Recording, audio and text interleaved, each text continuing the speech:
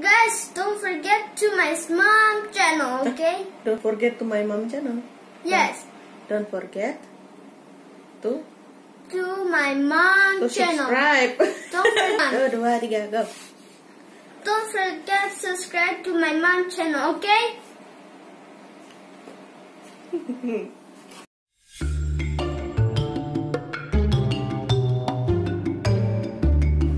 Assalamualaikum warahmatullahi wabarakatuh. Welcome back to So Much Fun to Learn. Halo sahabat-sahabat semua.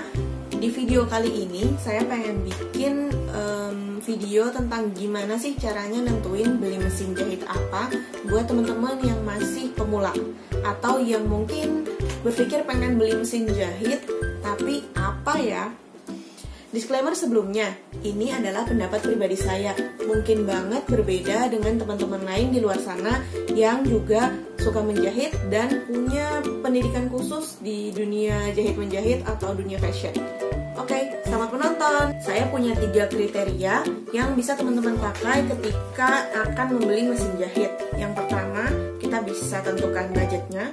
Yang kedua, kita harus tahu kriteria dan kemampuan standar yang harus dimiliki mesin jahit supaya pada saat kita pakai nanti nggak ada yang ya sayang banget nggak ada ininya, ya sayang banget nggak ada ininya.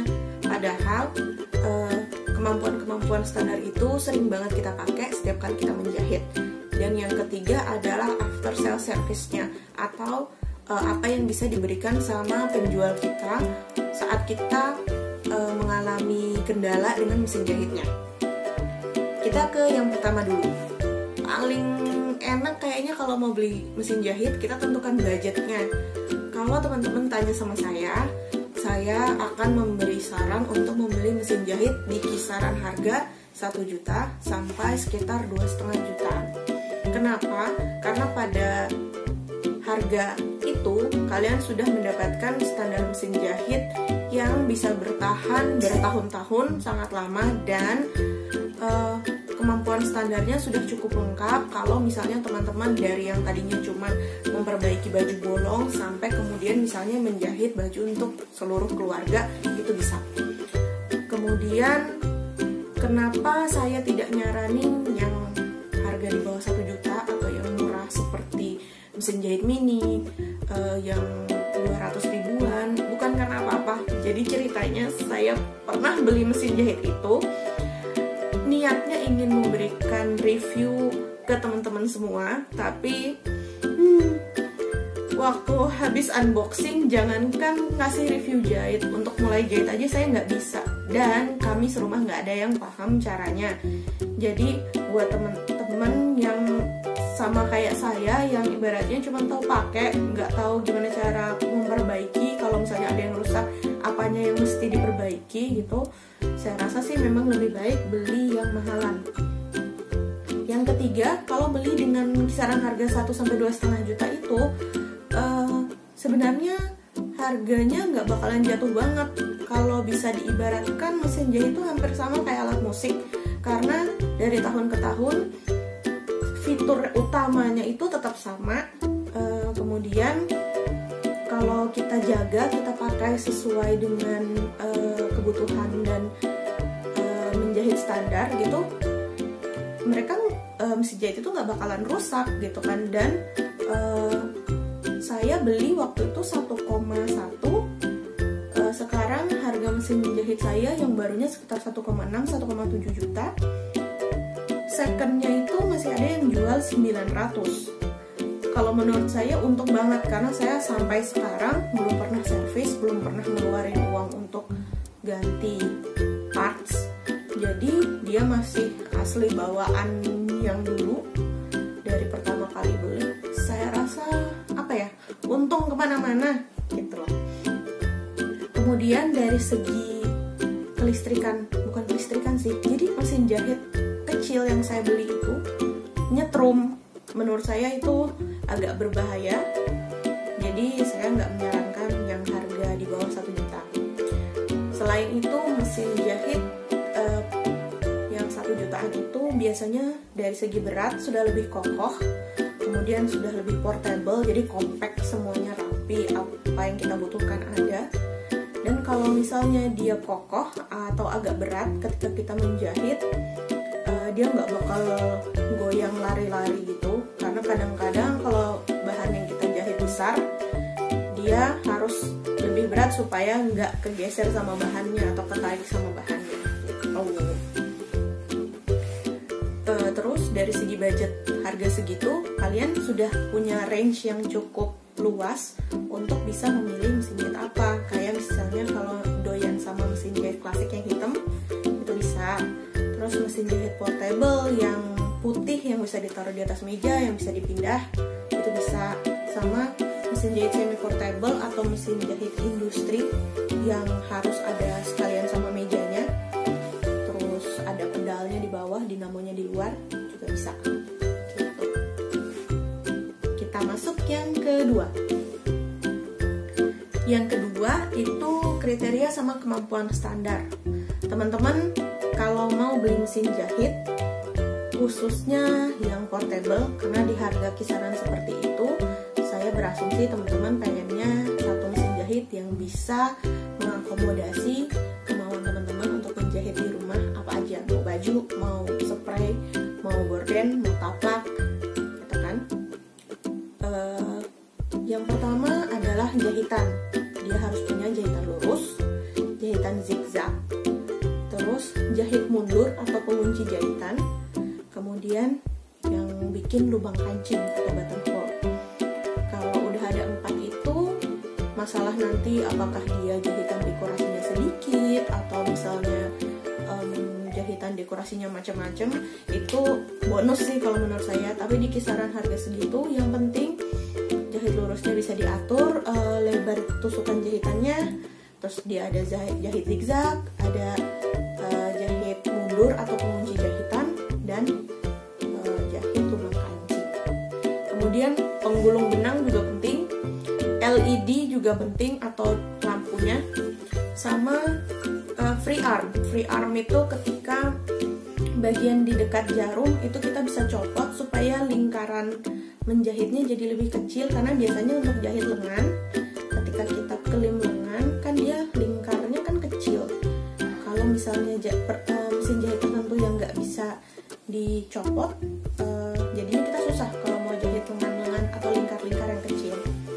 Terus teman-teman juga bisa milih ada yang bobin di atas, itu dari plat jahitnya kita bisa melihat si spoolnya, jadinya kita bisa lihat kalau misalnya benangnya udah mau habis, sebelum benar-benar habis kita copot, kita ganti yang baru, atau bobin yang di bawah atau di dalam.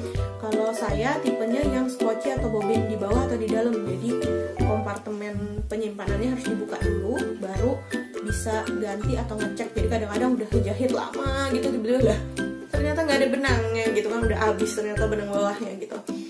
Sebenarnya masing-masing punya kelebihan dan kelemahan. Kalau yang di atas kita gampang melihatnya, tapi biasanya kecepatan mesin jahitnya jadi lebih rendah.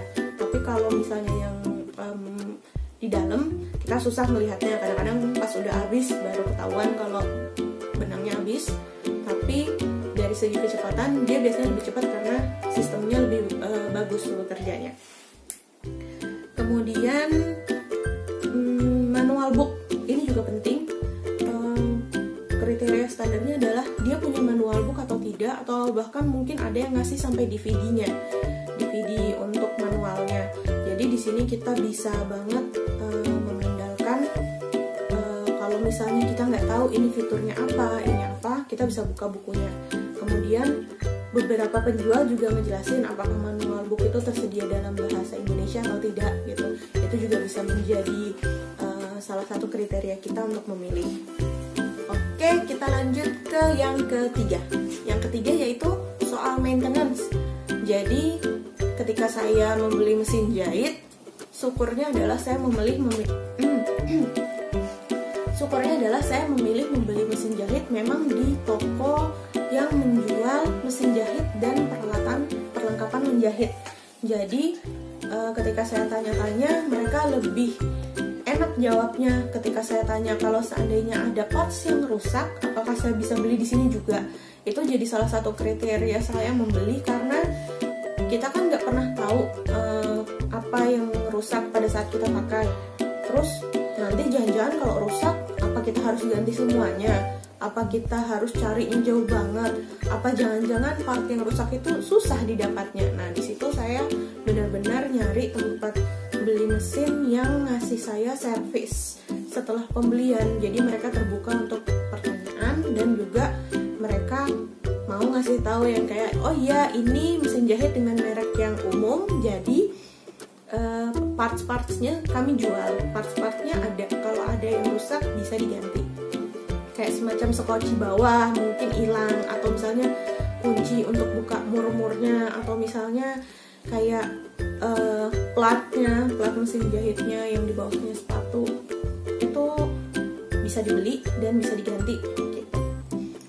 Terus maintenance-nya harus yang mudah, karena kalau itu kembali lagi ke saya sih, saya tipikal orang yang lebih ke make ya, nggak tahu pertukangan reparasi. Jadi saya taunya ngebersihin, ngejagain gimana caranya supaya jangan sampai dia rusak. Tapi kalau udah rusak, saya pasti harus mencari bantuan orang lain. Nah, sebisa mungkin teman-teman cari yang mudah ngebersihinnya, maintenance-nya, jadi meminimalisir terjadinya kerusakan atau kendala sehingga teman-teman butuh bantuan orang lain. Karena kadang-kadang kita nyari bantuan orang lain kan tidak semudah teorinya gitu loh. Siapa tahu orangnya sibuk, siapa tahu tempatnya jauh, siapa tahu kitanya juga mungkin lagi sibuk, tidak ada waktu. Tapi terus kita jadinya pengen jahit, tapi karena mesin jahitnya rusak, akhirnya dia ditaruh di pojok, lama-lama masuk gudang, lama-lama lupa dia punya mesin jahit. Sayang banget kan gitu. Sama yang terakhir mungkin jadinya ke merek. Sekarang di Indonesia sebenarnya banyak banget merek mesin jahit. Beberapa merek besar yang bisa saya share ini lebih ke karena mereka lama ya, udah lama ada, yaitu yang Singer, Brother itu Singer itu Amerika punya, Brother itu Jepang punya, sama Janome itu Jepang juga.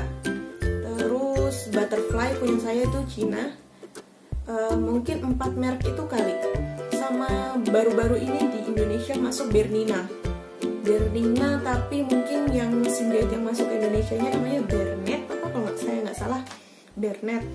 Tetapi itu punyanya Bernina. Itu merek-merek yang memang biasanya emang ngeluarin mesin jahit. Jadi mereka sudah punya reputasi, mereka sudah punya sejarah yang begitu panjang. Jadi mesin jahitnya, teknologinya sudah teruji gitu. Oke, mungkin kesimpulan terakhirnya adalah saran saya buat teman-teman pemula memilih mesin jahit di kisaran harga 1 sampai 2,5 juta. Kemudian jahitan standarnya harus ada, lampunya harus ada, manual booknya harus ada. Terus pastikan kontak tempat kita membeli bisa selalu diakses supaya nanti kalau ada kendala kita bisa kontak mereka untuk tanya gitu. Kalau merek balik lagi ke masing-masing fansnya dari mana. Soalnya biasanya ada orang-orang yang saya sukanya produk dari negara ini, saya sukanya produk dari negara ini. Tinggal dipilih ya. Semoga membantu, semoga bermanfaat. Sekian dari saya. Sampai jumpa di video selanjutnya. Wassalamualaikum. 1, 2, 3, go. Don't forget to subscribe to my mom channel, okay?